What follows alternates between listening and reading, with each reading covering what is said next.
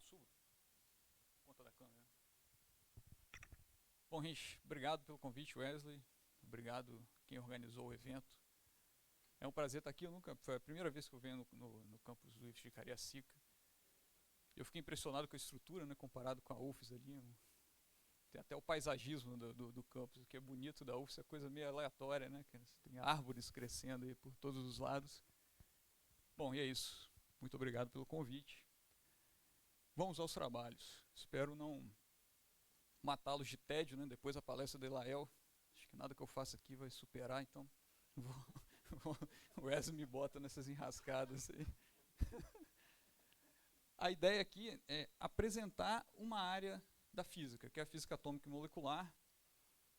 Também química quântica pode ser chamada. Eu prefiro esse nome porque eu sou físico, não químico, mas são sinônimos assim. E eu vou fazer um breve histórico, vai ser de fato breve, vou pular várias etapas. E depois eu vou falar sobre aplicações, ou seja, para que essa área, onde essa área pode ser útil, pode contribuir para o desenvolvimento do conhecimento científico. Eu não tenho um passador, mas vai passando aí, por favor. Muito obrigado. Bom, essa aqui é a nossa agenda do dia. De fato, é um breve histórico, vou falar rapidamente sobre modelos atômicos. Vou mostrar a equação de Schrödinger, só mostrar mesmo, né? Demonstrar não.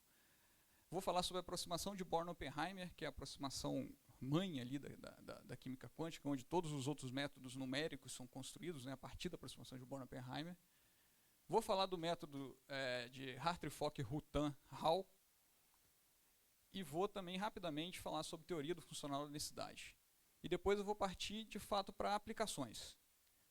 Vou falar basicamente sobre propriedades eletrônicas, magnéticas, um pouco de espectroscopia também, de aglomerados atômicos e moleculares. Vou falar, enfim, depois definir o que são aglomerados atômicos e moleculares. Acho que vai ficar claro. Pode avançar, por favor. Bom, aqui, isso aqui acho que todo mundo já viu isso desde talvez o ensino médio, né? Que é a evolução do modelo atômico. De novo, eu vou pular várias etapas e já vou logo para o experimento de Marsden e Rutherford, né, e Geiger. A gente tinha o modelo de Thomson, que é esse modelo que está ali, né, que eram as cargas, os elétrons, né, eles ficavam ali imersos, né, num mar de cargas, que seria a carga positiva, né, então seria a carga negativa, a carga positiva daquela forma ali, né, o famoso pudim de passas. E com o experimento do espalhamento de Rutherford, a gente esperaria um comportamento, seguindo o modelo de Thomson, daquele jeito ali, né? Então você teria pequenos deslocamentos a partir do bombardeamento de partículas alfa sobre uma folha de ouro, né? Mas o observado é aquele resultado ao lado que está ali, né? Que você tem espalhamentos que são maiores, né? E isso, enfim, botou em xeque o modelo de Thomson e o Rutherford apresentou como solução aquele modelo que está ali, né? Que é o modelo de Rutherford.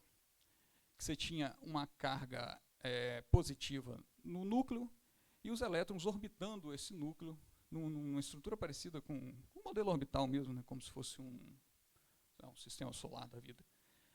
Isso, em princípio, explica o experimento observado, mas contraria as leis do magnetismo, né? Você tem um objeto com carga no movimento circular, portanto acelerado. Isso deveria ter uma contínua emissão ali no espectro eletromagnético, isso nunca foi observado. Pode passar, por favor? Bom, aí depois desse modelo, aqui só de novo, né, tá aqui a fotinha do Rutherford, veio o modelo de Bohr, que a partir ali de uma série de postulados, ele define camadas específicas, né, são camadas, ainda um modelo orbital, né, mas com camadas específicas, e os elétrons só podem ficar naquelas camadas e só podem sair daquelas camadas se incidir sobre ele um fóton, ou seja, se ele ganhar energia. Quando ele ganha energia, ele passa de uma camada, por exemplo, sei lá, n igual a 5 para uma camada superior. Quando ele volta para a sua camada original, ele libera um fóton. Com isso, além de explicar o modelo, o experimento de Rutherford, ele também explica o espectro de emissão dos elementos químicos, né, que é aquela tabela periódica toda colorida ali, né? Então, cada elemento químico você tem um espectro de emissão característico. com várias faixas de frequência ou de energia, se preferir. Podia ter botado aquela figura maior, né, que talvez a figura que é bonita, né, você tem a parte do gás nobre ali, né, com, por exemplo, argônio, bem para o vermelho, os metais de transição com uma faixa com várias emissões, né, por conta da quantidade de elétrons e das excitações que são possíveis. Né. Pode passar, por favor? Bom, esse que em 1926 tem ali o 25, né, mecânica quântica com Heisenberg, mas ali a equação de Schrödinger, que dá para a gente uma nova visão do que seria um átomo. Né. Então agora a gente não tem mais uma órbita fixa, definida, mas sim uma probabilidade de você encontrar um elétron numa dada região do espaço. Além das figuras bonitas que aparecem aqui, né, esses aqui são os números quânticos, N, está todo mundo ali, M, L, a gente consegue, através dessas simetrias e resolvendo a equação de Schrödinger, plotar a forma daqueles orbitais. Por exemplo, ali tem a simetria PZ, PX, PY, tem a simetria que está ali em S, D, enfim, está todo mundo ali representado de forma bem bonita, naquele outro lado lá, ainda mais colorido. Né? Bom, e essa é a equação, não exatamente essa, mas enfim, a equação de Schrödinger é o grande trunfo, é o ponto de partida para a gente estudar o nosso objeto de estudo, né, que são as moléculas, átomos e grandes aglomerados atômicos, que é o que se dedica à química quântica ou física atômica molecular. No fundo, a gente vai resolver a equação de Schrödinger para um sistema com muitos átomos e muitos elétrons. Pode passar, por favor. Bom, o problema, então, como eu adiantei, né, está ali o objetivo da química quântica, da física atômica molecular, é resolver a equação de Schrödinger, não aquela que eu tinha mostrado, mas essa, que é dita independente do tempo, para um sistema molecular. Bom, vai aparecer algumas equações aqui, acho que quem já viu mecânica quântica vai reconhecer os termos quase que imediatamente. Quem não viu, enxerga isso aí como uma grande figura bonita e cheia de termos. Mas eu vou tentar explicar rapidamente. A gente sabe, desde mecânica clássica, física 1, que quando você tem mais de dois corpos interagindo, você já não tem solução exata, né? Você precisa de aproximar o seu problema de alguma forma para poder resolver. Aqui na mecânica quântica não pode ser diferente. Né? Então eu tenho aqui o meu Hamiltoniano, que nada mais é que a soma dos termos potencial e cinético, de um sistema molecular que tem M núcleos e N elétrons. Então você tem ali os dois primeiros termos, que são as energias cinética nuclear, depois a energia cinética eletrônica, e o termo de potencial ali colombiano, né, de RAB, tudo que é letra maiúscula é coordenada nuclear, as letrinhas pequenas de J são as coordenadas eletrônicas, né, dos elétrons. Então um sistema com M núcleos e N elétrons. Então, de novo, Rzinho AB ali é o termo colombiano de núcleo-núcleo, depois você tem IA, que é o elétron-núcleo, depois elétron-elétron. Então eu preciso resolver essa equação para sistemas que vão desde H2 até um objeto que tem uma estrutura maior, como aquele ali, que é não consigo nem enxergar, GE100H88, passando por um aglomerado de uma estrutura com 15 moléculas de água, por exemplo. Pode passar, por favor? Bom, isso não tem solução exata. Se você tentar resolver isso na mão, vai ser um caso perdido. Você não vai conseguir achar o que você quer, que é a função de onda, né? Porque depois que você acha a função de onda, toda a propriedade surge a partir dali, né? Então, o grande objetivo é encontrar a função de onda resolvendo aquela equação que eu mostrei para vocês. Uma primeira aproximação, que é talvez a principal, né, porque sem ela as outras não seriam possíveis, é a aproximação de Born-Oppenheimer. Está ali o Bohr e Oppenheimer. Oppenheimer, esse é o mesmo Oppenheimer da bomba, né? Enfim, além de matar muita gente, ele contribuiu aqui para a física atômica molecular. Esse é o artigo original da aproximação de Born-Oppenheimer. Está em alemão, não me peça para ler. Pode passar, por favor? E a ideia ela é simples na concepção que ela foi feita naquele artigo que estava ali, que ela considera uma diferença de velocidade ou de energia, se preferir, do movimento, devido ao movimento do núcleo e devido ao movimento dos elétrons que estão orbitando aquele núcleo.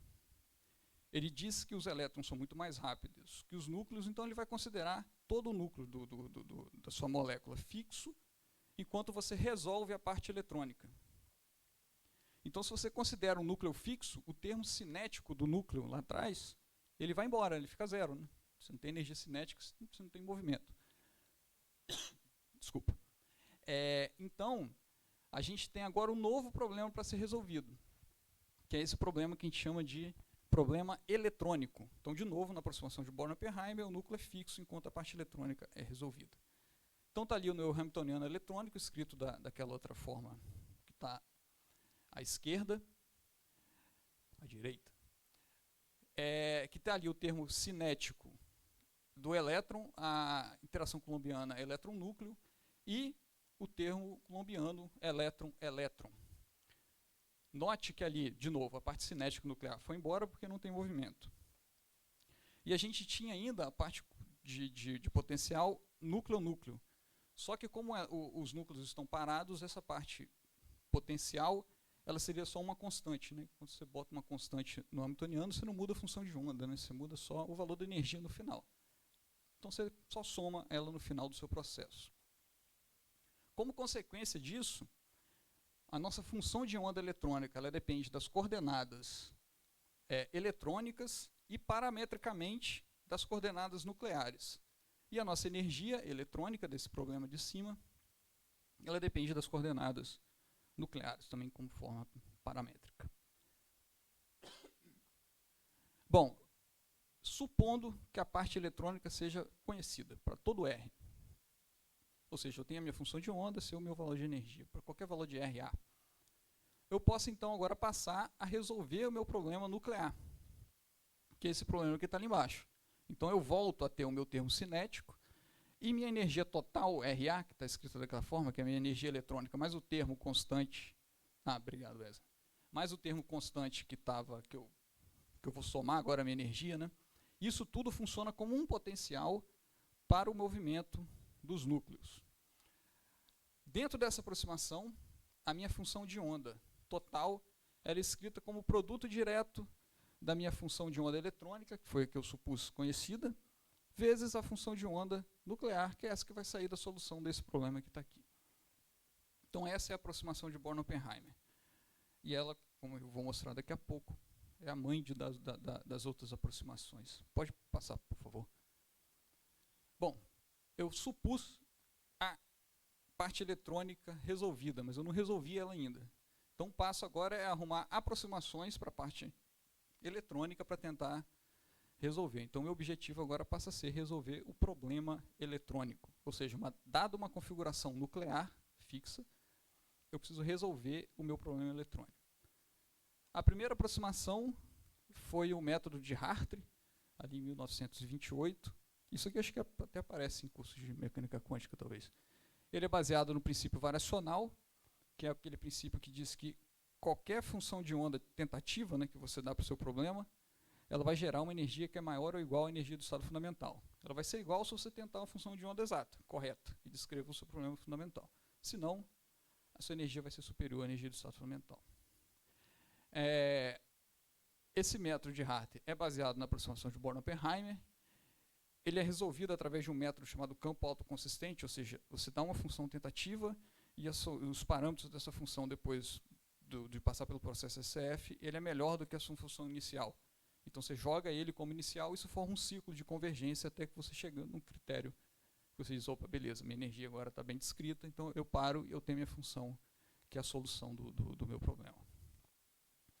Esse método de 1928, você perde o que a gente chama de correlação eletrônica, né, que é a correlação instantânea entre cada par de elétron. Então, no fundo, cada elétron ele é descrito, a interação dele com os demais, né, de uma forma média. Né? Então, você tem o elétron N, ele sente de forma média a presença dos outros N-1 elétrons naquele sistema. E ele não leva em conta o spin eletrônico e nem a antissimetrização da função de onda total, né? Que é necessário, elétrons são férmions. Em 1930, tá ali Vladimir Fock, ele introduz dentro do método de Hartree o spin eletrônico, o que já é um ganho, escreve a função de onda total do meu sistema eletrônico como único determinante de Slater, bom, se você escreve como determinante, a antissimetrização da função de onda total já está garantida, né, pelas propriedades do próprio determinante, né, de troca de linhas iguais, já está garantida. Só que, da forma como o Fock propôs, ele é inviável para resolver sistemas maiores, né, grandes, né, para além de H2, sei lá, L2, coisas do tipo. Então a gente precisa ainda de caminhar mais. Pode passar, por favor? Bom, a grande sacada veio em 1951 com o trabalho de Rutan Hall. Está ali o nosso amigo Rutan e o George Hall ali embaixo. A ideia deles, não sei, um caractere estranho ali na expansão, né? Mas a ideia deles foi expandir o orbital molecular, né, no caso, em termos de um conjunto de funções de base conhecidas. Isso claramente é uma aproximação, né? Você precisa escrever, enfim, você precisa de um conjunto infinito, né, de funções de base para descrever o espaço de Hilbert todo, né? Mas ali ele propõe um conjunto de funções conhecidas, você escreve isso como uma combinação linear desse conjunto. Então, cada orbital molecular é escrito daquela forma que está ali. A consequência disso é que você deixa de ter um conjunto de equação que seria íntegro diferencial acoplado, né, que era o método anterior, e passa a ter um problema matricial, que é aquele que está escrito ali, que é muito mais fácil de ser resolvido do ponto de vista computacional, né? Acho que quem faz programação aí sabe disso, que trabalhar com matriz é ok, né? Trabalhar com equação íntegro diferencial acoplada é ruim. Matriz é bom. Então, a gente sai de um problema que era difícil computacionalmente, analiticamente nem se fala, e passa para um problema que é de fácil implementação computacional, que é aquele problema que está ali. Limitações do método de Hartree-Fock-Rutan, nem tudo é perfeito. A escolha do conjunto de base, que é aquele ali, é uma escolha que tem que ser feita com cuidado, e ela traz com ela o fato de que esse conjunto tem que ser finito. Além disso, ele continua usando o único determinante de Slater, que foi da proposta anterior, e a interação média entre o elétron e os demais elétrons continua ali. Ou seja, a minha correlação instantânea entre cada par de elétron continua perdida. O método de Hartree-Fock-Rutan, ele é capaz de descrever quase que toda a energia eletrônica do seu sistema, aproximadamente 99%. O problema é 1%, que é a correlação eletrônica. Sem esse 1%, pouco provável que eu acerte alguma propriedade física ou química de um sistema molecular. Então a gente precisa atrás de 1%. Eu preciso recuperar a minha correlação eletrônica perdida pelo método de Hartree-Fock-Rutan. Pode passar, por favor? Obrigado. Bom, propostas. Não propostas, são modelos estabelecidos, né, métodos estabelecidos. O primeiro, talvez o mais confiável e o mais usado, né, como método padrão ouro, é o Couple Cluster. Esse método foi proposto em 1966 e ele continua sendo melhorado até hoje. Se entrar na literatura, tem avanços no Couple Cluster de alguma forma, ou através de correlação explícita, ou, enfim, métodos que conseguem acelerar a convergência durante o processo de SF, por exemplo. A gente tem uma outra ideia, que é do Muller-Plesset, também um método muito usado, que é o método MPN, onde N é te dá o grau da sua correção, né, que ele é um método perturbativo, então ele considera o problema, o hamiltoniano não perturbado, como aquele hamiltoniano que eu mostrei lá, do Hartree-Fock, e adiciona uma perturbação que é simplesmente 1 sobre R e J, que é essa interação entre cada par de elétron. Com isso você consegue ir recuperando, à medida que você vai crescendo a sua ordem da perturbação, a sua energia de correlação. O método CI, que é esse Configuration Interaction, foi o primeiro, talvez, proposto. Ele parte, todos eles usam de alguma forma isso, assim, que o método Hartree-Fock ele usa um determinante de Slater para descrever a função de onda total. Através de processos que eles chamam de determinantes excitados, que é usando os orbitais não ocupados, você consegue montar uma série de determinantes. Então, no fundo, se você tem um conjunto infinito de determinantes, escreve sua função de onda como uma combinação desses determinantes, você tem a solução exata do seu problema eletrônico.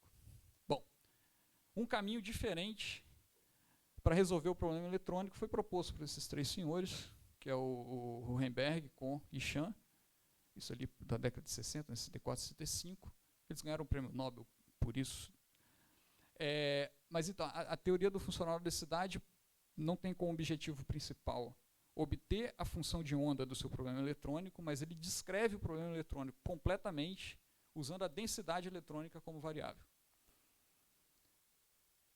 Tem o problema de que a gente não conhece o que eles chamam de funcional de troca e correlação de forma exata, então você tem uma profusão na literatura de funcionais de troca e correlação, mas você tem um ganho no custo computacional considerável. Usando o método couple cluster, eu não consigo estudar moléculas por mais de 10 átomos. Usando a teoria do funcional da densidade, eu consigo estudar milhares de átomos numa molécula. Então é um ganho computacional. Se a gente conhecesse exatamente o funcional de troca e correlação, eu teria de novo a solução exata do meu problema eletrônico. O problema é que eu não conheço. Então a escolha do funcional, a escolha do tamanho do conjunto de base dentro do método DFT é um passo fundamental. Pode passar, por favor.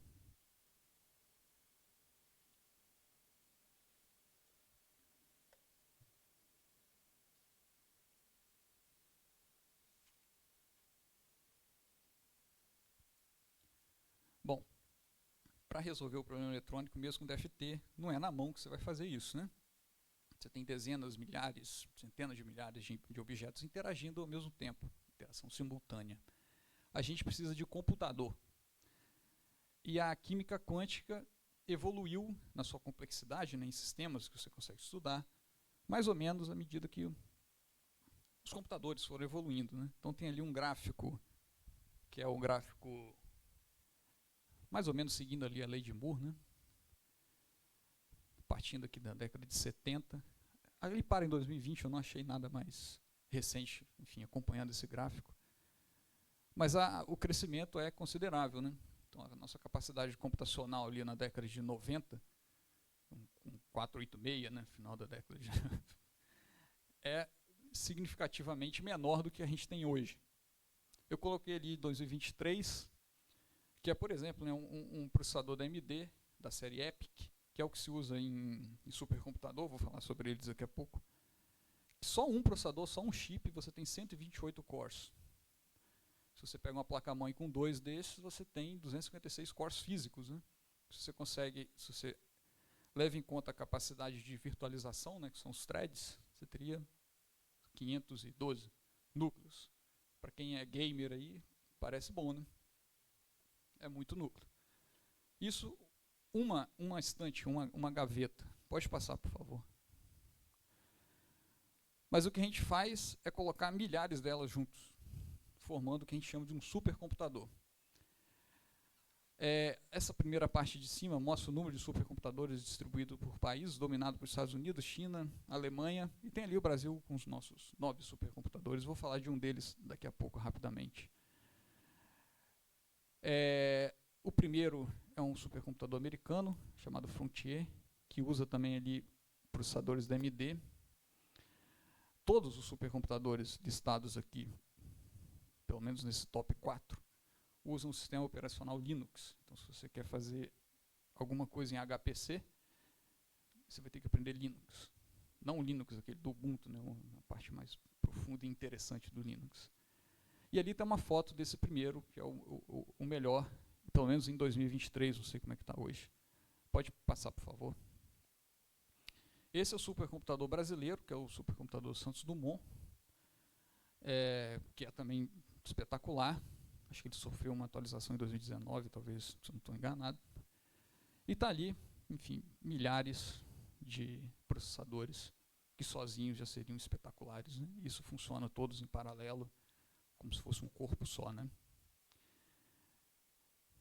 Bom, pode passar, por favor. Esse é o supercomputador da UFES. A gente começa sempre de baixo, né, que é o do nosso laboratório, que é o SciComm, o Laboratório de Computação Científica. Ele tem ali seus processadores Threadripper, cada um tem 32 cores, e tem essa quantidade ali, 17 talvez. Nem todos na mesma categoria, acho que está até desatualizado, acho que tem até mais. Mas é onde a gente faz as nossas simulações, basicamente. Ele é um laboratório multiusuário, funciona por sistema de fila, então se alguém tiver contas para fazer, É só entrar no site ali. Se tiver vaga na fila, você pode usar o computador sem problema.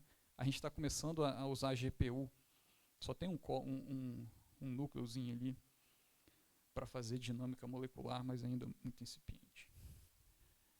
Pode passar, por favor. Isso daqui, ainda falando do laboratório, um pouco de propaganda. Teve um edital da RNP, que saiu o resultado talvez mês passado, e a UFES e o SciComm foi contemplado com o que eles chamam de rede e-ciência, que conecta esses supercomputadores, ou os centros de HPC ou de storage, pelo país afora, numa rede que é relativamente rápida, muito rápida, na verdade, que é de uma velocidade de 200 gigabytes por segundo. Então, o dado que está ali no CBPF, eu consigo trazer para a UFES nessa velocidade que eu falei, o que é muito, né? Mais que a velocidade de um HD normal do seu computador. Pode passar, por favor. Bom, vamos agora às aplicações. Eu tenho um modelo teórico, né, que faz a base da física atômica molecular, que é a mecânica quântica. Eu tenho métodos aproximativos que me permitem fazer cálculo, que a gente chama cálculo de estrutura eletrônica, no fundo, resolver o problema eletrônico para uma dada configuração nuclear. Sei que eu preciso de computador, temos os computadores. Agora eu vou mostrar para vocês uma série de trabalhos, todos, na verdade, exceto os experimentais, né, porque a gente é teórico, que vão aparecer ali, foram produzidos pelo grupo da UFES, que é o grupo que a gente chama de muqueca. Tem um significado, mas eu não lembro, acho que é molecule, sei lá, enfim, não lembro mais, mas chama muqueca. E, bom, vamos lá, vou falar basicamente de aglomerados atômicos e moleculares. Eu preciso definir isso primeiro, né? E tem ali 4 pontos que definem basicamente o que é um aglomerado atômico, que se entende como aglomerado atômico. Ele chama de cluster, mas cluster, enfim, é aglomerado, né? A tradução direta. Ele é definido como um grupo finito de átomos que são mantidos juntos, principalmente, ou pelo menos uma extensão significativa do sistema, né? Por uma interação química direta entre os átomos. Isso é vago, né? Pode-se dizer que cluster preenche uma lacuna, ou um gap, né, em intervalo, entre átomos e moléculas isoladas e o estado sólido da matéria.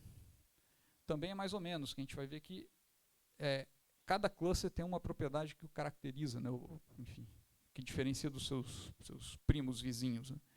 Aí ele diz, a estabilidade, as propriedades químicas e físicas dependem dos elementos que formam os aglomerados, isso é óbvio, da interação entre esses elementos também, e do tamanho e da forma, esse menos óbvio do que os outros, né, do seu aglomerado.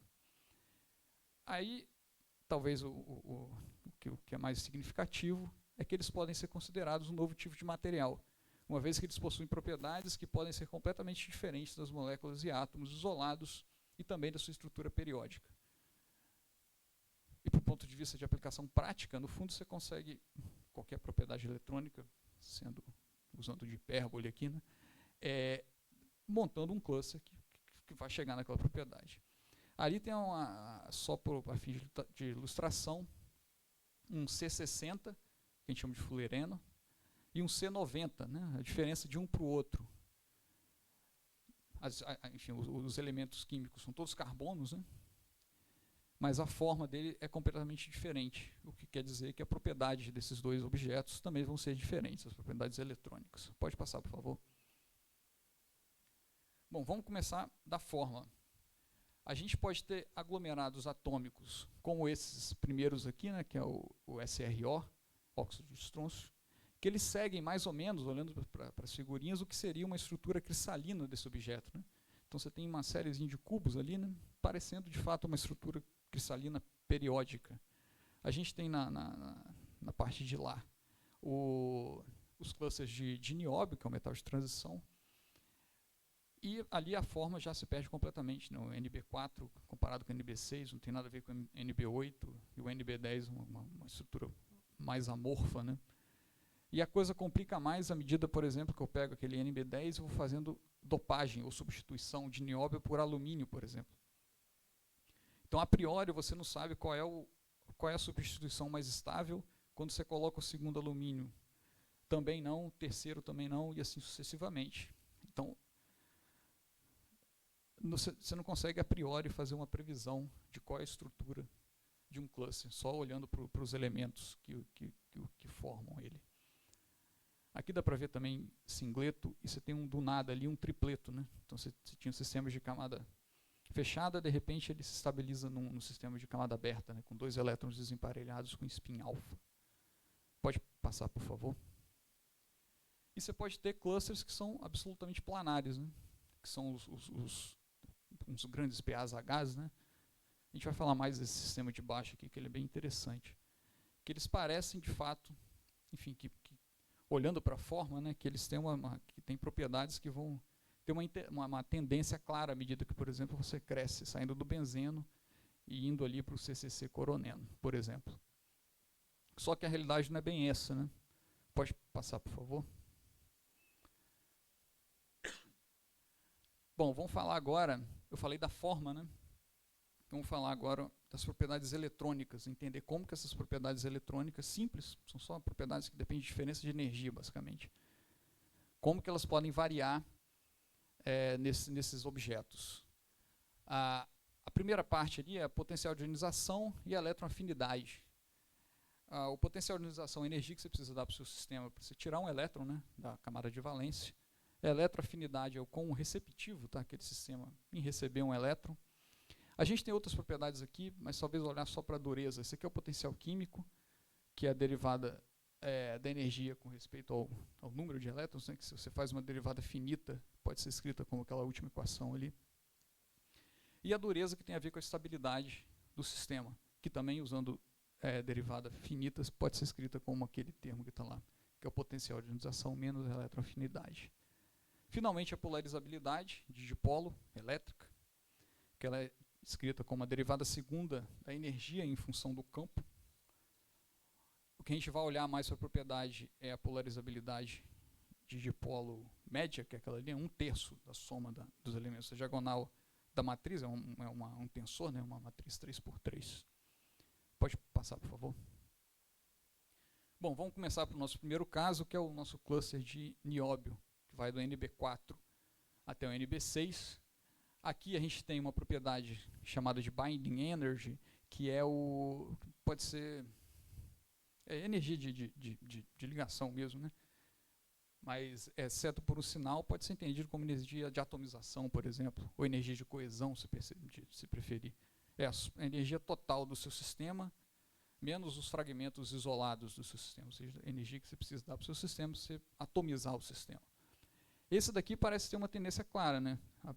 À medida que o cluster vai crescendo, você tem ali um crescimento também desse binding energy. Agora, se você olha para outras propriedades, a previsão já fica complicada, né? Se você olha ali para o primeiro conjunto de linhas na parte de cima, que é a dureza, por exemplo, né? Então você tem primeiro uma queda quando você passa de um cluster de 4 para 6, depois você começa a subir, mas o dado experimental, por exemplo, quando você vai de 8 para 10, tende a uma estabilização, as nossas previsões teóricas tendem uma subida nesse valor da dureza. Pode passar, por favor? Bom, aqui, quando eu vou acrescentando alumínio no sistema, a gente tem, talvez o que chama mais atenção, são esses objetos aqui que são um singleto e alguns objetos que são tripleto. Então, o estado fundamental dele pode ser camada fechada ou camada aberta, com 2 elétrons desemparelhados, e, a priori, você não tem como saber isso, assim, só fazendo a conta e testando as duas possibilidades, as 2, 3, 4 possibilidades. Pode ser tripleto, pode ser quinteto, enfim. E aqui estão todos os estados fundamentais. Então, de novo, a priori, não é possível entender a propriedade desse sistema, nem mesmo o estado fundamental deles. Pode passar, por favor? Quando a gente vai para o potencial de ionização e para a dureza, a coisa fica mais complicada ainda, né? Aqui são essas duas propriedades que eu acabei de dizer, pelo número de alumínio que eu vou acrescentando no meu sistema. Você pode ver que não tem como prever absolutamente nada, né? Você não consegue traçar uma assintótica, nada desse tipo. Pode passar, por favor? Aqui, de novo, a nossa energia de coesão. Essa faz mais sentido ter uma tendência, né? E ali a polarizabilidade também é algo bastante caótico. Então, cada sisteminha daquele tem a sua propriedade que é diferente dos seus vizinhos e pode ser completamente diferente dos seus vizinhos. Pode continuar, por favor? Você pode pensar, então, você pegou um exemplo que é um cluster que não tem uma estrutura que se assemelha à estrutura periódica, né? Você está querendo extrapolar uma coisa que não tem uma lógica geométrica, né, por trás. Aí a gente vai para o nosso sistema SRO, que de novo se assemelha, né, à estrutura periódica. E o que acontece, por exemplo, ali pega o caso do 18, que é esse daqui, ó, que ele parece um cluster bonitinho, né, tem um número par, tem sua forma quadradinha, bonitinha, mas as suas propriedades são diferentes dos seus vizinhos, né? Então você tem ali o potencial de ionização, que é muito maior, por exemplo, do que o 17, do que o 20. Muito menor, no caso, né? Que é o gráfico de cima, a eletroafinidade é muito maior. Pode passar, por favor. Aqui já são aqueles clusters que são planares, perfeitamente planares, que você tem duas propriedades ali que parecem dizer que esses clusters, beleza, esse aqui eu consigo prever, posso extrapolar essas propriedades lá para o infinito e chegar, por exemplo, no que seria um grafeno periódico. Mas que também não é verdade. A gente vai discutir o caso do trianguleno, que é um caso bastante interessante. Pode passar, por favor. Bom, por que trianguleno? Primeiro, dizer que isso não é uma invenção experimental, né? A gente não tirou isso da cabeça, do nada, né? Essas coisas são sintetizadas com uma precisão absurda. Dá para ver aqui, talvez esse aqui é o caso mais assustador, né? Tem quase um trevo ali, né? De uma estrutura planar de carbono. Então, são vários artigos experimentais. O primeiro deles ali em 2017, que é esse primeiro de cima. Você tem ali outra coisa que também que é impressionante, né? Que é uma estrutura triangular de carbono com uma vacância no meio. Isso também foi sintetizado. E a grande sacada desse sistema triangular, pode passar, por favor? É o que está ali na tabela. O sistema hexagonal, como ele possui o mesmo número de carbonos nas duas subredes, né, A e B, ele é sempre camada fechada, não interessa o tamanho dele. Já o sistema triangular, ele é sempre camada aberta. E pior ainda, além dele ser camada aberta, ele vai aumentando o número de elétrons de camada aberta à medida que você aumenta o tamanho do sistema. Então, por exemplo, ali aquele triângulozinho com base 3, se você olhar na tabela, ele é um tripleto. O vizinho, que tem base 4, ele é um quarteto, e assim sucessivamente. Então, você pega um triângulo, que seria um caso extremo lá, né, de base 9, ele seria um noneto, ou seja, tem 8 elétrons desemparelhados, todos com spin-up de camada aberta, né?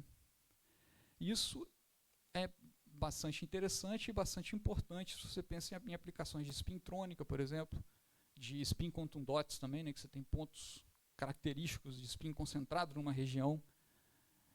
Então isso tem interesse teórico e também prático, de certa forma. Pode passar, por favor.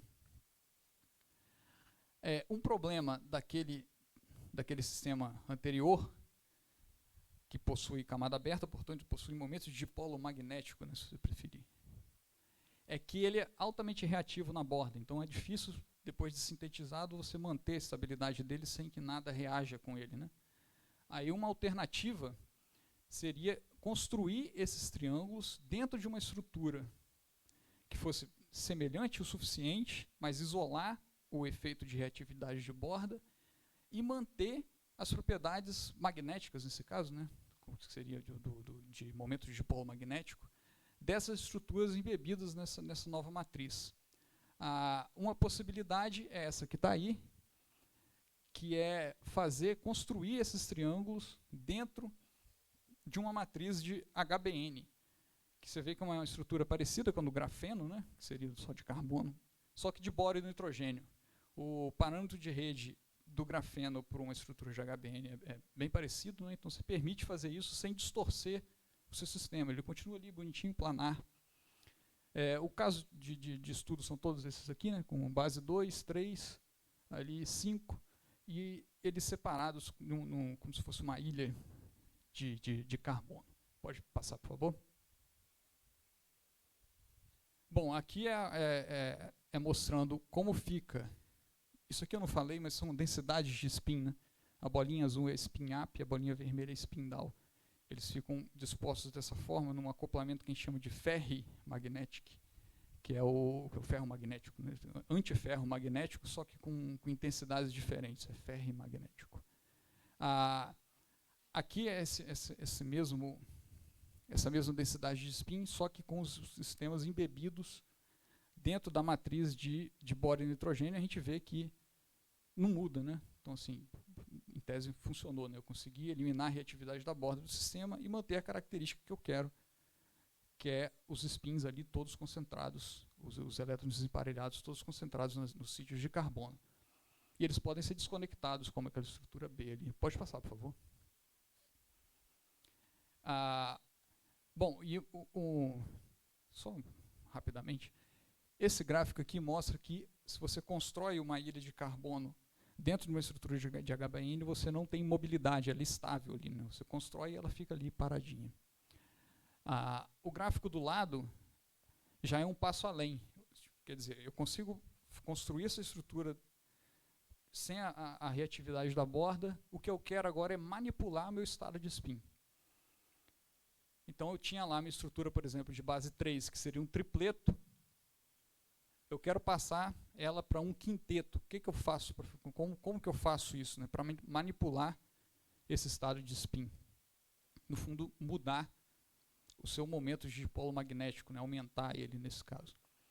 A proposta é aplicar campo elétrico, e aqui você tem energia total do seu sistema tripleto, aqui quinteto, numa dada região, ou seja, por um dado valor de campo elétrico.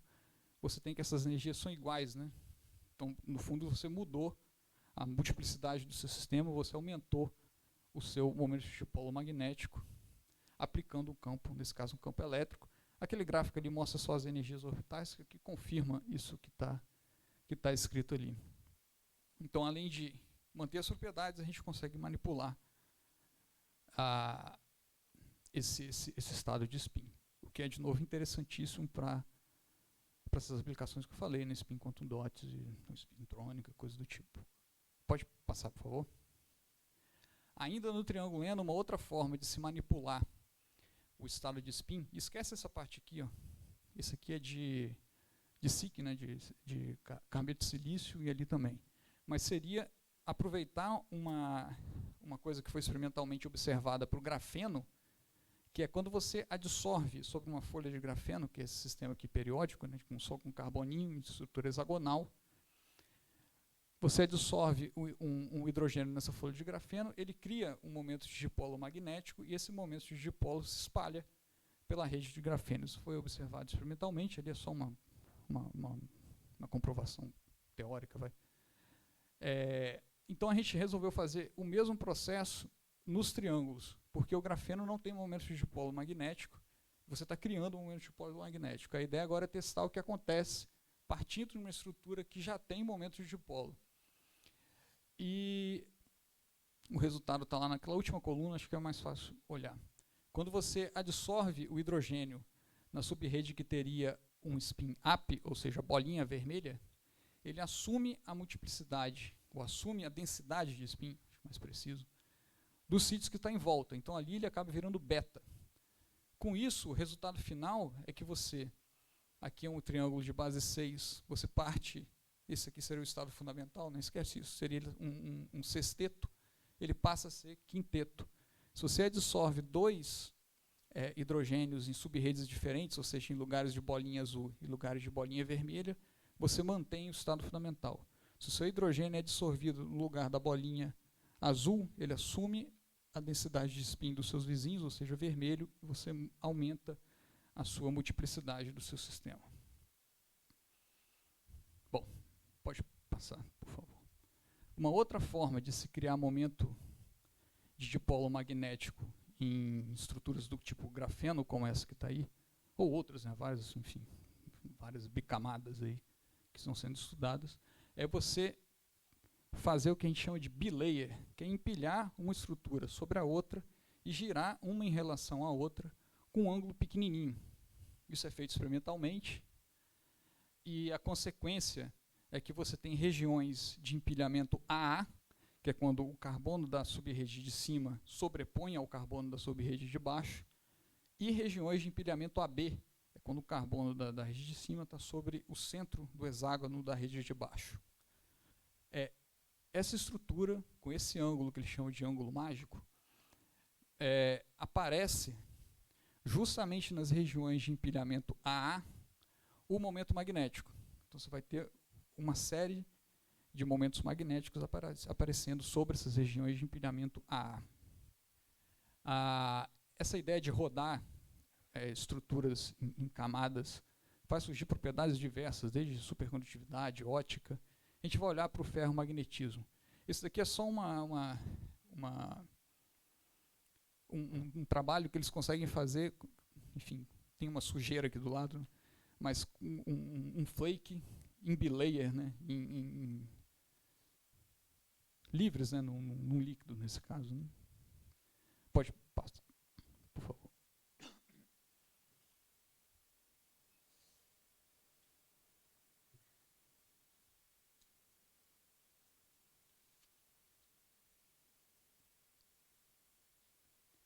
Bom, esse é um trabalho que está em andamento, a gente tem muita discussão ainda, mas a ideia seria se a gente consegue explicar o surgimento daquele momento magnético, naquelas estruturas de grafeno rodado, usando estruturas finitas, como aquelas que estão ali, né? São aquelas primeiras que eu tinha mostrado lá atrás. Né? Então, de novo, né, você tem aqui as regiões de AA, região AB, e a gente selecionou aqui para vários ângulos uma estrutura que seria mais ou menos padronizado, né, em formato hexagonal, lembrando que o formato hexagonal ele é singleto, e para aparecer momento de dipolo magnético ele precisa ser camada aberta, precisa ser um tripleto, um quinteto, enfim, o que for. A gente fez várias estruturas com diferentes ângulos entre elas. Pode passar, por favor? A gente foi fazendo o que a gente chama de curva de potencial, né, que é manter a estrutura fixa e variar a distância entre as camadas. Né? A gente vê aqui tanto na parte A e B, né, para os dois tamanhos de estrutura que a gente fez até agora, que quanto maior o ângulo, mais profundo é o poço de potencial. Isso faz sentido, porque quanto maior o ângulo, maior a região de empilhamento AB, que é mais estável. Né? Então é de se esperar uma energia maior, mais ligado. Aqui mostra a diferença de energia singleto e tripleto, e o resultado disso é que na região repulsiva dessa curva de potencial, em algum lugar, aqui para 2.9, ali para 3.75 talvez, o tripleto passa a ser o estado fundamental.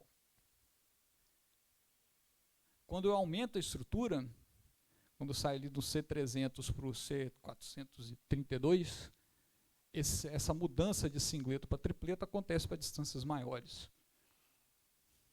Bom, então, por enquanto, o que a gente tem é que parece que a repulsão entre as camadas é importante para ter o aparecimento desses estados de camada aberta. É difícil comparar a estrutura periódica da estrutura finita, né, por conta dos efeitos de borda. Isso é uma coisa que a gente está vendo ainda. Mas, enfim, o resultado preliminar é esse. Por favor, pode passar. Aí mostra as densidades de spin, né, que deveriam ser daquele acoplamento que eu disse, ferri-magnético, né, que é você teria sempre alfa, beta, só que aqui claramente você tem predominâncias de alfa, né, para esses pedaços. Então agora você tem um acoplamento que pode ser dito como ferromagnético.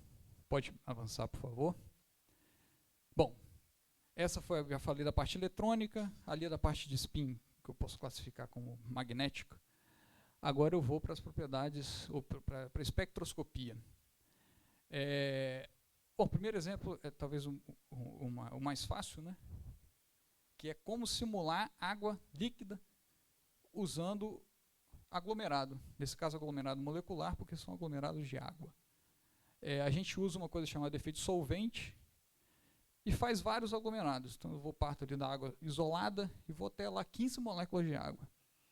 De novo com esse efeito solvente. O resultado, que é que é esse que está azul, combina muito bem, né? Ou seja, visivelmente, né? Reproduz o que seria o espectro infravermelho da água líquida. De novo, só usando o cluster de tamanho até 15. E o efeito solvente, que é uma coisa que é banal, assim, né, fácil de implementar. Pode passar, por favor. Ali era água sozinha, a gente quis botar o modelo um pouco mais à prova, que é tentar descrever agora uma mistura, né, de água e HCN. E o resultado é aquele que está ali, né, o que é pretinho é o experimental, para duas concentrações diferentes, e o que é verdinho é o resultado simulado, usando, enfim, métodos tudo do FT aqui, basicamente. Mais um, por favor. Bom, esse é resultado de Raman, que também é uma outra técnica experimental, do óxido de estrôncio, né? Aí estão ali os picos característicos. Esse, na época que a gente fez, não tinha dado experimental. Pode passar mais uma, por favor. Ali são para os sistemas maiores, né? E esse ano, não sei se foi esse ano, ano passado, um grupo com outros objetivos, né, mas fez a espectroscopia Raman e acharam os picos que a gente tinha feito previsão teórica. Então o modelo, o nosso nível de teoria funcionou bem, assim. Pode continuar, por favor? Bom, agora uma aplicação mais prática, mais direta, que é sobre armazenamento de hidrogênio, ou seja, onde a química quântica pode ajudar nesse problema que está aí, que eu vou apresentar.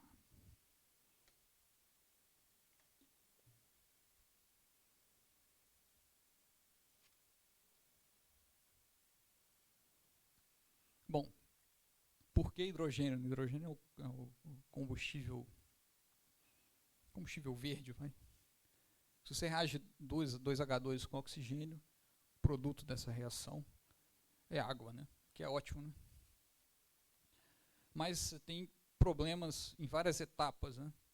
Essa ali é a etapa final, que é a etapa ideal, né? Começa pela produção de hidrogênio. Você tem o hidrogênio chamado cinza, que pega gás natural, passa por um processo, elimina CO2 na atmosfera e produz hidrogênio. Esse só está mudando o problema de lugar, né? Você está tirando, sei lá, do seu carro e passando ele lá para a matriz de produção. Tem o hidrogênio azul, que eles chamam, que de novo, pega o gás natural, produz hidrogênio e enterra o CO2. Não bota ele para baixo da terra mesmo, assim. Também, enfim, vai ressurgir para baixo do tapete, não parece ser a solução. E na produção, o que se busca é aquele último ali, que é o hidrogênio verde, né? Que você produz, através de quebra da molécula d'água, você produz hidrogênio, libera oxigênio e faz isso usando energia renovável. Vamos assumir que o último processo está sendo feito. Pode passar, por favor. Só que tem um problema de como usar esse hidrogênio, por exemplo, em carros, né?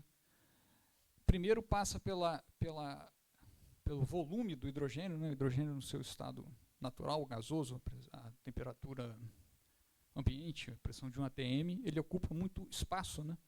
Então está aqui no cilindrinho ali, né? Que é 1 kg de hidrogênio ocupando 11.000 litros, né? A pressão atmosférica. Seria em forma de amônia, né? Já diminui bastante. Comprimido ali a 700 bar, já ocupa 24 litros.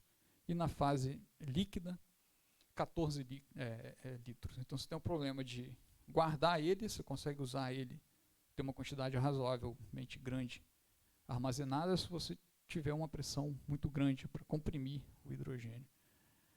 Além disso, você guardar isso em tanque, num carro, por exemplo, você tem o problema de que o hidrogênio pega fogo bem rápido, né? Lembro lá do acidente com o Zeppelin, né?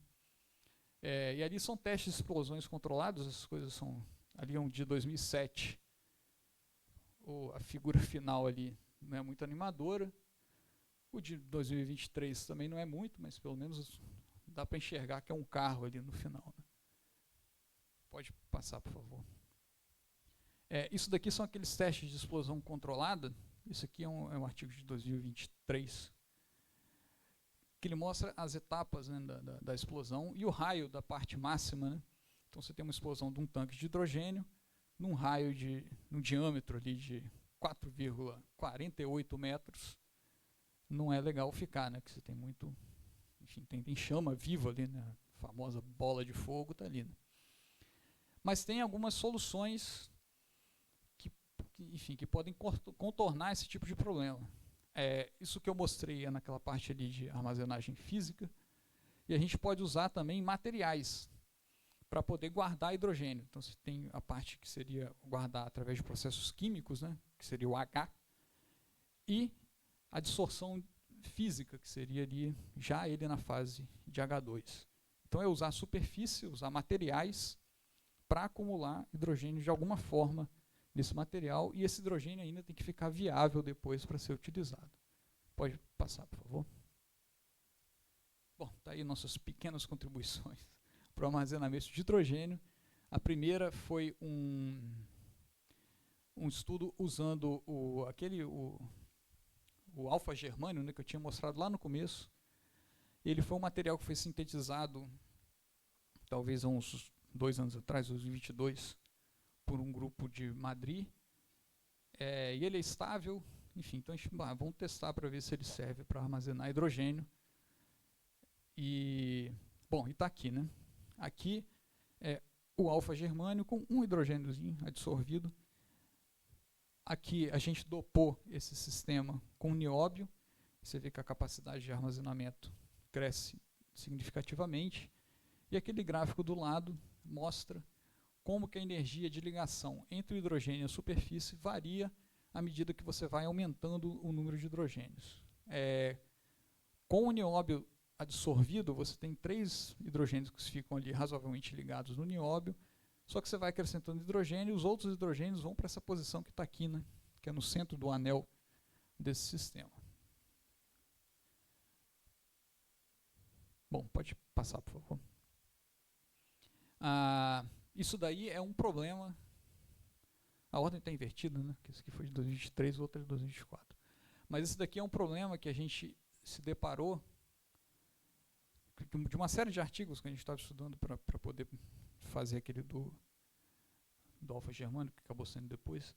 Mas é que se havia vários estudos que diziam o nióbio absorvido no grafeno consegue segurar dezenas de hidrogênio. A gente foi tentar entender melhor isso, e a verdade que a gente chegou, que é aquela que está ali na figura, isso aqui não interessa muito, mas à medida que você vai acrescentando hidrogênio, o nióbio vai se afastando da superfície.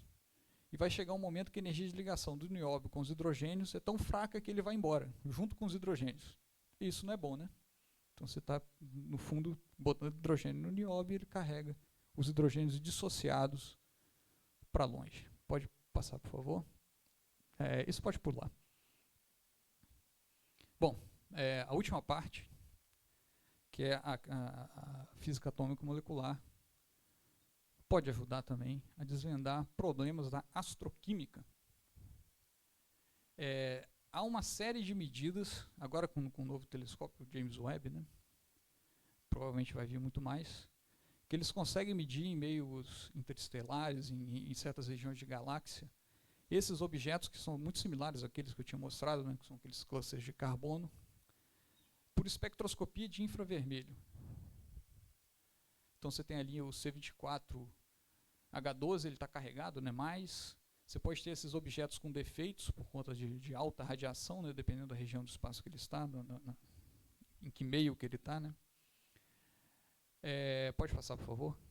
Então entender como que a radiação afeta a estrutura do seu sistema, por exemplo, essa que está aí, e como isso afeta nas suas linhas espectrais do infravermelho, pode ser bastante interessante, né? E você pode confrontar isso ainda com dados observacionais, o que é bastante legal. Ali seria um efeito de uma partícula que colidiu, você tira um carbono, você cria um defeito, aquilo você cria um espectro infravermelho que é completamente diferente do seu sistema neutro, né? Você pode ter sistemas excitados, enfim, há várias possibilidades. Pode passar, por favor. E aqui está um comportamento de como esses sistemas ficam, né? Por exemplo, você tem ali o sistema carregado, né, positivamente, você tem linhas de defeito que faz o sistema, por exemplo, já não ser planar, né? Ele se organiza de uma forma diferente. E isso tudo afeta o seu espectro infravermelho, que é aquele ali do final. Pode passar, por favor? Um outro caminho interessante também, ainda ligado à astroquímica, é entender o caminho de formação desses objetos, que não é trivial, né? Como é que esses objetos são formados assim, são lá isolados no espaço? Como que isso funciona assim? Também é uma coisa que é difícil, né? Você pode ver que, enfim, há caminhos e barreiras ali para dar e vender, mas pode ser um caminho interessante, assim, que a gente ainda não domina, não faz no grupo, né? Mas a gente está pensando fortemente, tentando entender devagar. Pode passar, por favor? Bom, acabou o sofrimento, agora é só falar de fato de quem a gente é, né, lá na UFES. Essa foto de Vitória ali é para quando a gente fala fora de Vitória. Essa daqui é a UFES, o prédio da pós-graduação de Física, esse pequenininho aqui, que é a Biblioteca Central. E o grupo, os membros professores, né, são aqueles ali, talvez vocês conheçam alguém, que é o Vinícius Mota, o professor Wendel Paes, eu, o Vanderlan Scopel, Denise, o professor Varandas, e o Fábio. O Fábio, inclusive, é do IFES de Ibatiba. Bom, ali estão os nossos alunos, né? Esse aqui sou eu, esse aqui é o Wendel com bonezinho, Vanderlan. Esse aqui são os nossos alunos de pós-graduação. Essa foto foi no IFES de Vitória, porque aparece o Varandas aqui. Está aqui eu, o Wendel também, e todos os nossos alunos lá do programa de pós-graduação em Física. Pode passar, acho que tem mais alguma coisa. Tem. Esse é o cartaz do Encontro Capixaba de Física, que vai ocorrer em São Mateus, do dia 30 de outubro a 1º de novembro. Então, vocês estão todos convidados. Façam a inscrição. O Wesley prometeu ônibus.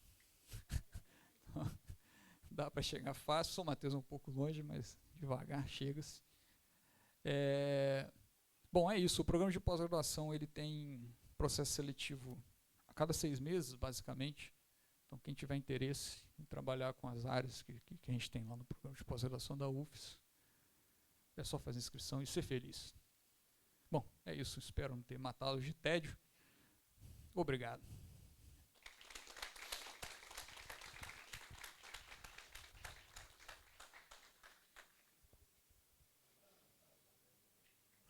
Funcionando. Agradecer ao professor Fernando, muito obrigado. Muito bom, cara, aprender sempre umas coisas assim diferentes, né? Nossos alunos aqui, a gente sempre traz pessoas de fora, de áreas diferentes, para mostrar exatamente o que a gente faz, o que vocês fazem, e os nossos amigos, nossos parceiros, né? E futuro, né? Futuro deles, né? Muitos deles querem seguir para essa área e aí existem várias possibilidades, né? Perto da gente, logicamente, e grupo de altíssima qualidade, tá, gente? Aquele evento de Quantum Materials que a gente teve início do ano, né? É o grupo do Fernando que promove. Aquela camisinha rosa lá, né? Bonita. De vez em quando eu tô com ela aí também. Bom, gente, a gente vai passar para as perguntas, né? A gente está com um pouco de tempo aí, e mais ou menos 10 minutos, então passar as perguntas aí para quem puder. Tem um outro microfone aí, não tem? Ah, não, tá ali com ele. Todo mundo entendeu tudo? Isso é sempre bom, né, cara? Ó. Fernando, eu tenho uma pergunta no sentido de aplicação molecular na parte de fármacos, né? Vocês têm algum trabalho na área lá que eu já vi? Eu lembro que tinha um professor Anderson, que trabalhava também com fármacos há um tempo atrás. E vocês têm algum trabalho com essas aplicações, sabendo pós-pandemia, muita coisa aconteceu, né? Eu sei que evoluiu bastante essas pesquisas, porque foi injetado muito dinheiro a nível global, vamos dizer assim. Né, eu sei que foge um pouco assim mas assim, só para você dar um panorama nessa área aí também. Bom, é uma área que existe, né? Muita gente usa simulação computacional para testar fármacos, né? Encapsulamento de medicamentos, que você consegue liberar ele no lugar certo, da forma correta, na quantidade correta. Mas o grupo, por acaso não, cara. Nós podemos. Mas por hoje acho que ninguém trabalha com isso, assim, que eu me lembro. Né? Não há, talvez o Varandas tenha, né? Algum trabalho publicado nesse sentido, assim. Acho que até tem mesmo, cara. Eu lembro que tinha lá no evento, tinha um pessoal, eu não sei se era de fora, né? Uhum. Eles tinham uns trabalhos na área. Talvez o Varandas tenha, assim, mas eu particularmente não. Mas é uma área interessante, posso pensar. Tem uma pergunta aqui.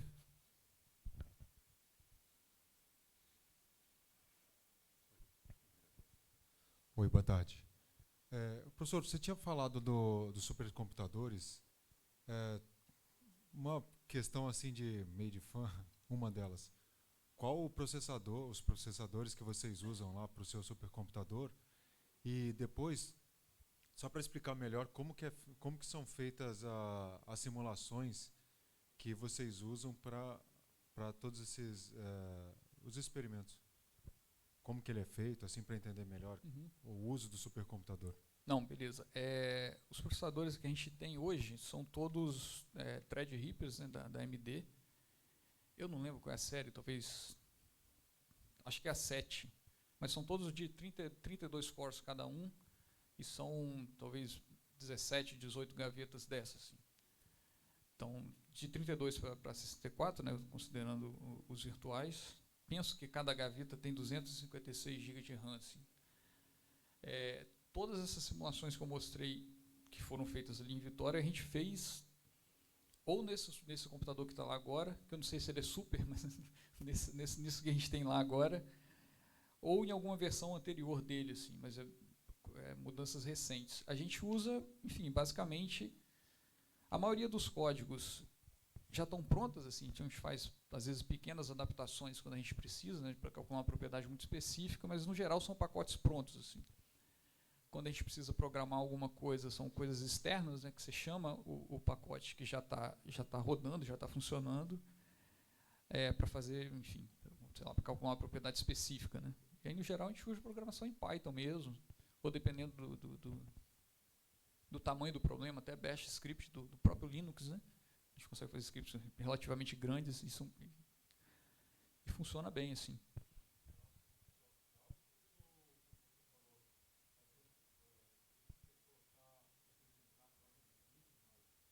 Então, essa é uma possibilidade, né? Porque isso. A parte de GPU que a gente está começando agora seria para fazer dinâmica molecular, né? Que é a parte de modelagem, né? Porque você tem uma capacidade de paralelizar muito grande, né? São contas rápidas que você consegue distribuir para centenas de núcleos, milhares, enfim, ao mesmo tempo. Então você tem um ganho computacional muito grande. Para essas coisas de química quântica, de física atômica e molecular, a capacidade de fazer em paralelo ela não é exatamente, enfim, não escalona da forma como a gente gostaria. Então a gente usa CPU mesmo, assim, porque os passos são mais demorados. Assim. Então tem simulações ali de, sei lá, 1 mês, por exemplo, de uma conta. Demora, assim, a vida é dura. Aí cai a energia da UFS, né, você tem que começar tudo de novo. Mas são contas que são demoradas, bastante demoradas.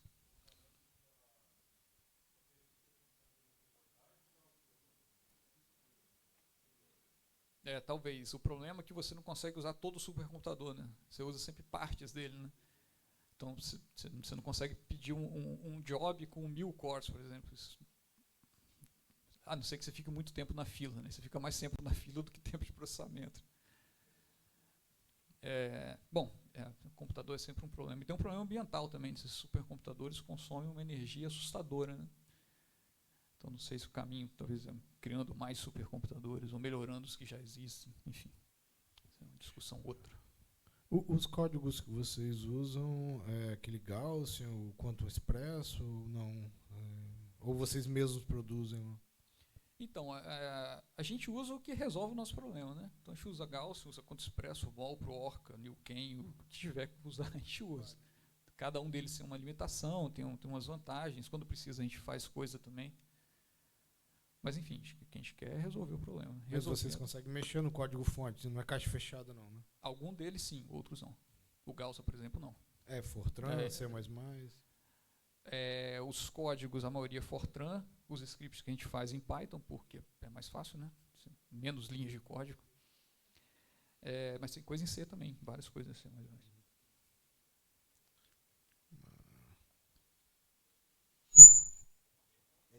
Rapaz.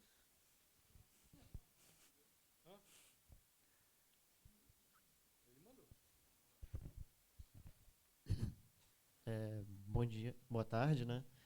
Sou David, do curso de Física, então eu queria perguntar sobre uma parte que passou um pouco rápida.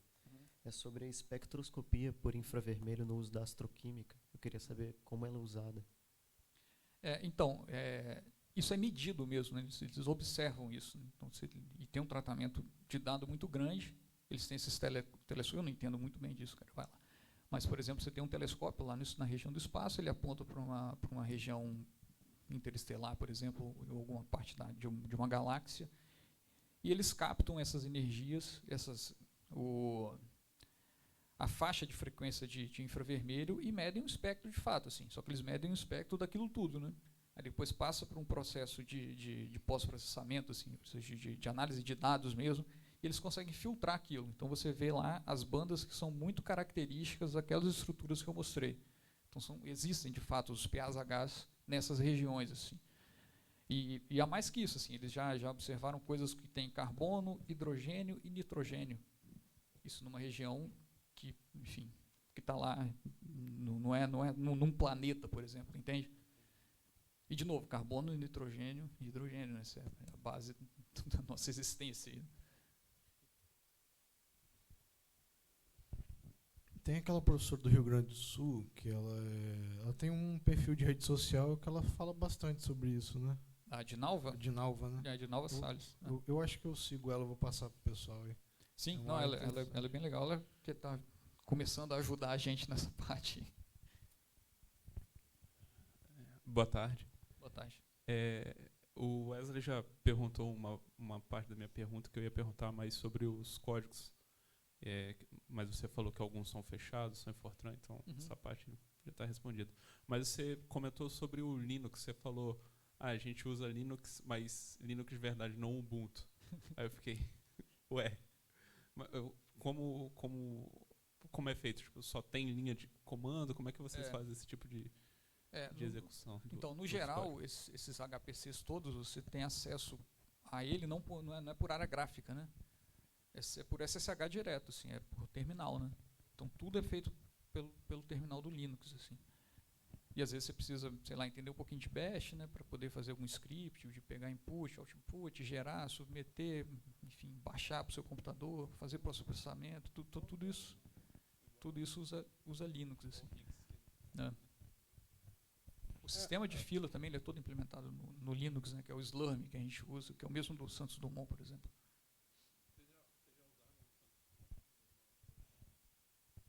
Que eu me lembre, eu particularmente acho que não. Eu já usei, enfim, o supercomputador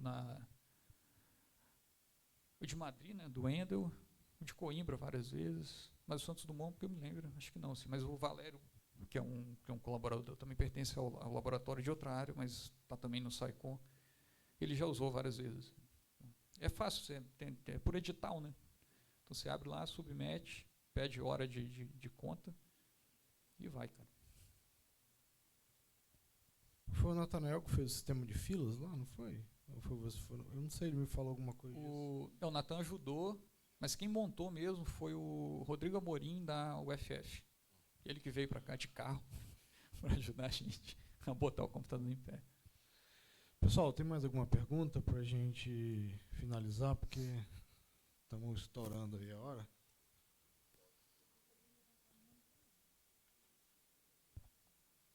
Isso aí, quem levantou primeiro. Briga aí, vamos lá. Existe alguma cooperação internacional nessa área?